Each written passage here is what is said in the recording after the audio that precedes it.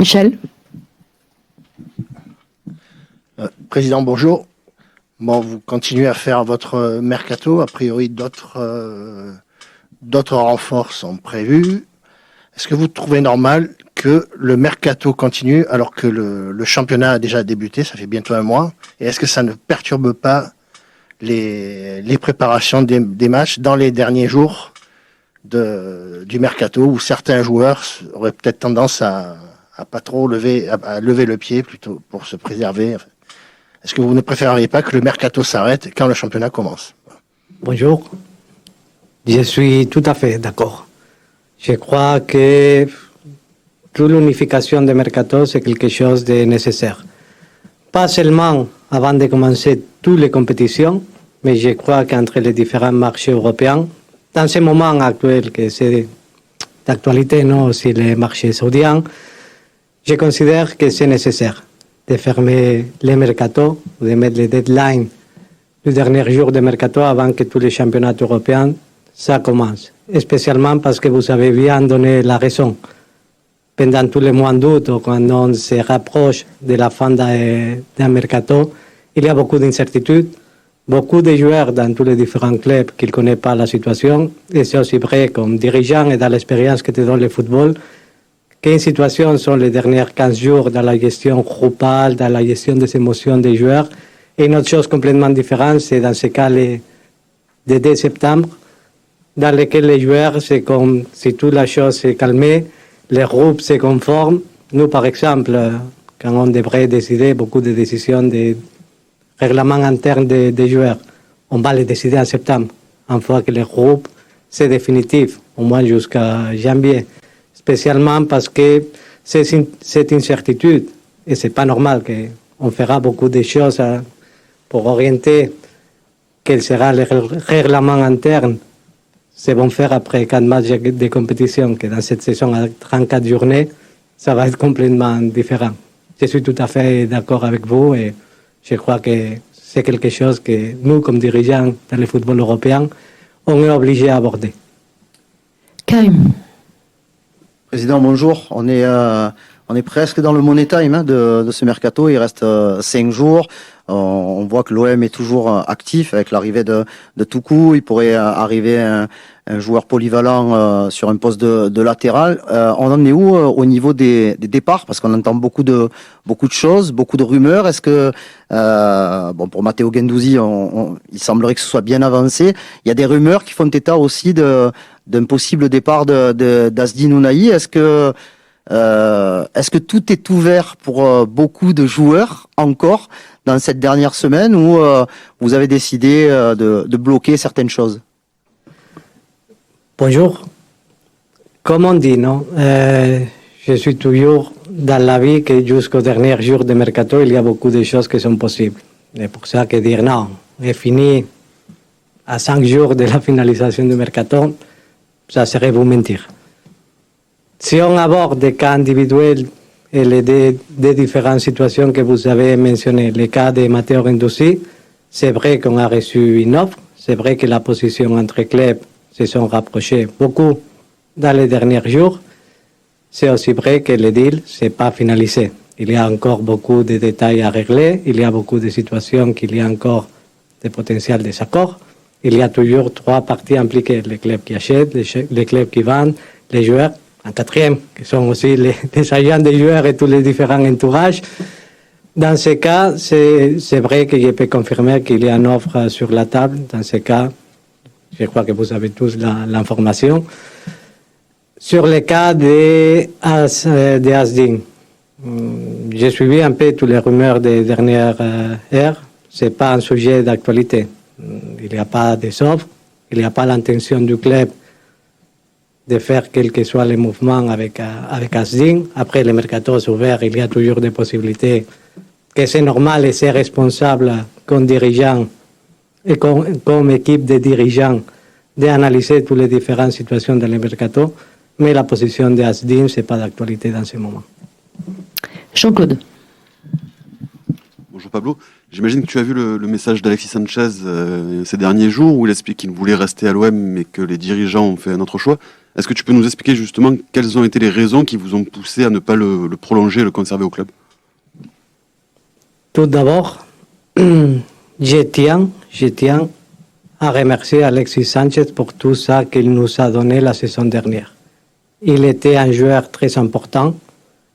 J'ai un remerciement personnel pour faire qu'Alexis, un joueur de son niveau, a cru dans les projets qu'on lui a donné la saison dernière. Il nous a beaucoup donné, il nous a beaucoup aidé, 18 buts, une saison de très bon niveau. Et à dire la vérité, j'ai seulement que des paroles pour lui remercier la performance sportive et aussi comme mentalité et comme compétitivité qu'il nous a donnée. En même temps, comme dirigeant, on est obligé à prendre des décisions.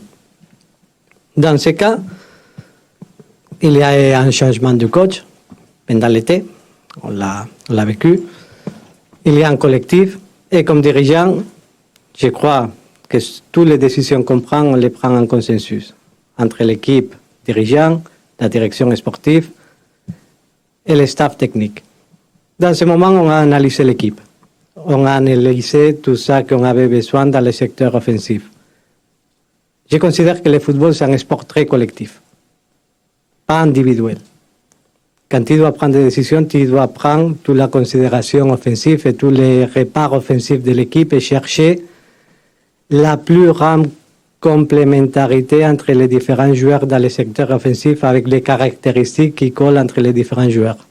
Quand on a fait ce type d'analyse, la vérité, c'est qu'on a voulu faire notre repère offensif avec Aubameyang, avec Iliman Ndiaye, avec Vitinha, qui sont trois joueurs avec des caractéristiques et que ça colle parfaitement entre eux.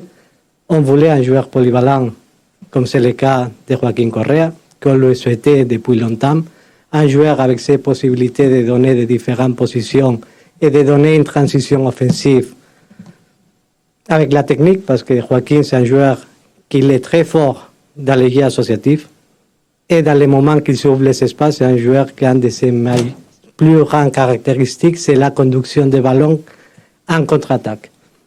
Et aussi, on a la possibilité, sur ses côtés, la position de deuxième attaquant d'Amin Harit. Parce qu'il faut se rappeler aussi qu'Amin, c'est un joueur qui joue, il a joué beaucoup à gauche. À Nantes, il a joué quelques matchs aussi à droite. Même avec Saint-Paul, une fois qu'on a joué à Nantes, il a joué sur le côté droit. Mais la position qu'Amin il avait à Schalke, c'était laquelle de deuxième attaquant. C'est pour ça qu'on a cherché ces complémentarités, on a dû prendre des décisions parfois, ce sont des décisions pas faciles à prendre. Mais c'est la vérité qu'on a analysé jusqu'au dernier moment la position d'Alexis pour voir comment était complémentaire. Mais malheureusement, pour beaucoup de gens, et j'en apprécie énorme, Alexis. Mais on a pensé de prendre les meilleures décisions pour le collectif. Mathieu. Ouais. Bonjour Pablo, je rebondis sur la question de Jean-Claude sur Alexis. Ouais, justement, à quel moment? Parce que c'est un petit peu flou. Iliman Ndiaye, il est arrivé le 30 juillet, je crois, donc vous aviez à peu près votre attaque le 30 juillet. À quel moment vous avez décidé de ne plus faire Alexis Sanchez? Est-ce que vous attendiez aussi peut-être une qualification pour la phase de poule de Ligue des Champions quand même pour voir s'il y avait cette possibilité-là, voilà, s'il y a moyen d'avoir un tout petit peu plus de détails sur la timeline. Et j'avais une question aussi sur Isaac Touré. Est-ce que il y a toujours une possibilité de Lorient, notamment avec un échange avec Bamo Maïté? Bonjour, on recommence par Alexis, comme ça on prend le fil temporel. Toujours le sujet d'Alexis, c'est normal que dans la tête des dirigeants et dans la tête de toutes les discussions de comment compléter l'effectif, c'est quelque chose que ça, c'était toujours d'actualité. Je peux dire que jusqu'au dernier moment, toujours, c'était une idée de voir comment ça pouvait être complémentaire. En effectif, ça s'est fait dans beaucoup d'analyses, beaucoup de discussions, beaucoup de conversations entre staff, direction sportive, recruteurs, dans ce cas, aussi avec le président, que je viens dans le domaine sportif, toujours qu'il est dans le marché, il y a ces possibilités. Je crois qu'on a abandonné la piste d'Alexis dans les dernières semaines. Je ne te dirai pas une date exacte parce que dernièrement, c'est compliqué de se rappeler dans toutes les conversations, dans tous les jours. Mais à dire la vérité, toujours c'était un sujet, parce qu'il y a toujours la tentation d'un joueur de haut niveau comme il y a Alexis, mais c'est vrai qu'on a pris des autres décisions, spécialement pour chercher la complémentarité entre tous les différents profils qu'on a aujourd'hui. La deuxième question, c'était sur Isaac Touré et Lorient.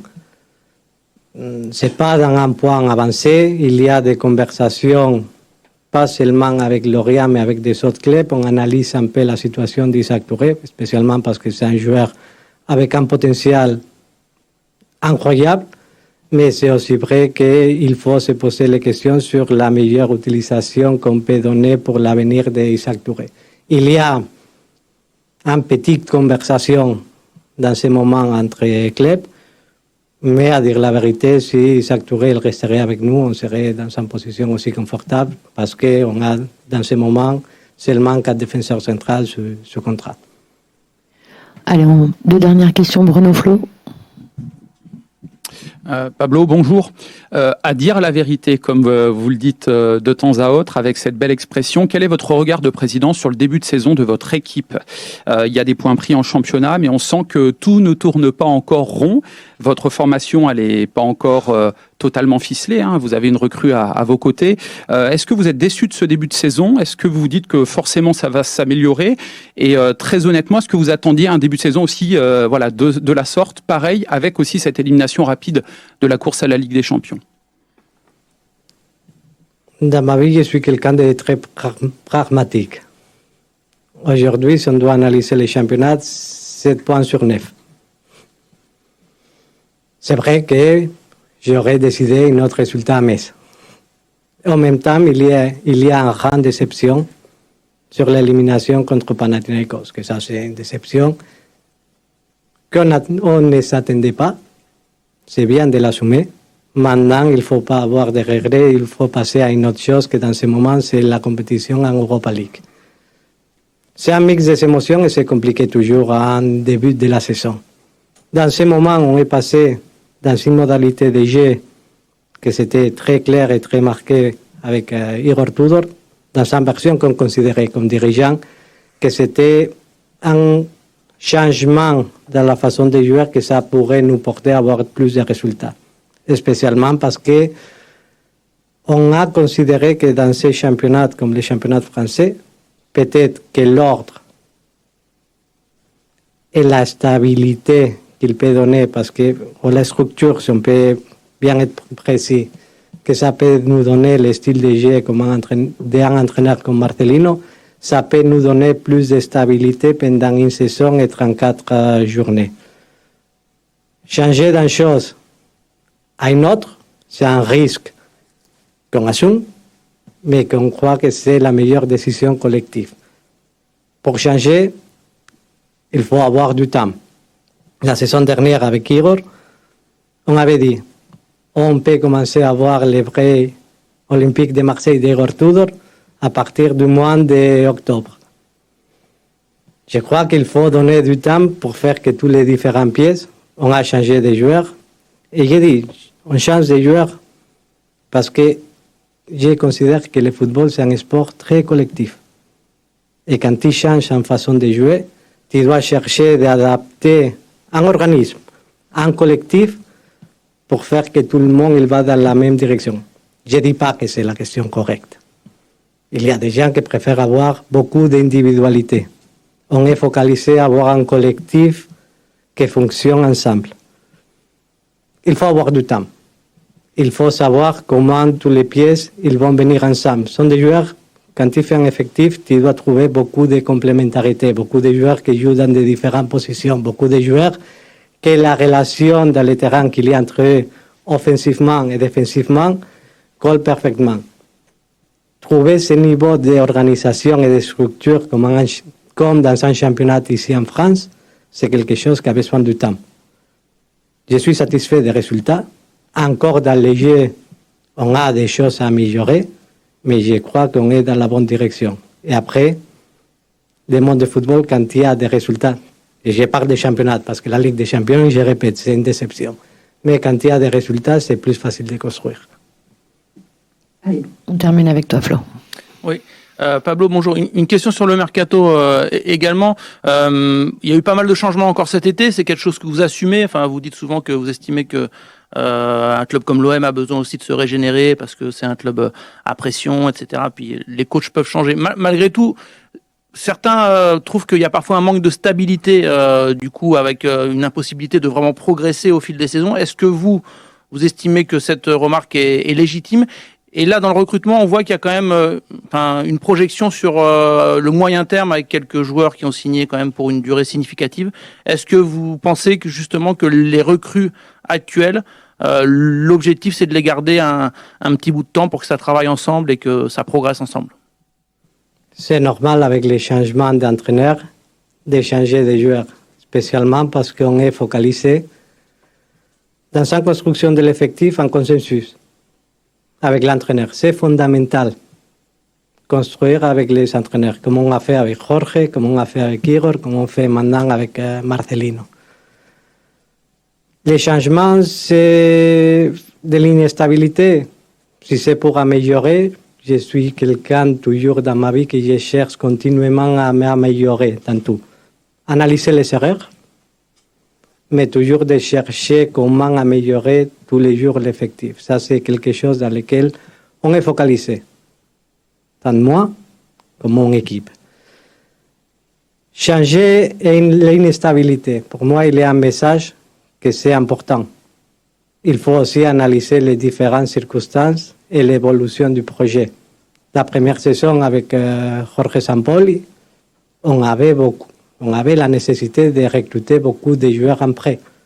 On avait une situation économique qui était encadrée par la DNCG, masse salariale et indemnité de transfert. C'est important parce qu'on a fait un mercato avec des possibilités qui étaient limitées dans ce moment. Avec la transition à Igor Tudor, c'était un marché planifié dans une façon pas attendue. Parce que Jorge Sampaoli venait de démissionner le 2 juillet. Planifié dans l'urgence, il faut prendre les décisions plus vite possible pour chercher d'adapter l'effectif à la nécessité d'Igor Tudor, avec une plus grande physicité, avec une équipe qui gagnait plus de duels individuels. Et je considère que la saison dernière, comme on n'a pas prévu beaucoup de changements qui sont arrivés, c'était tout fait à partir de l'arrivée d'un nouveau coach.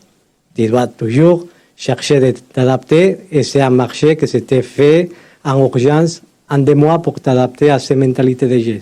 Cette saison, on a eu la possibilité de mieux planifier.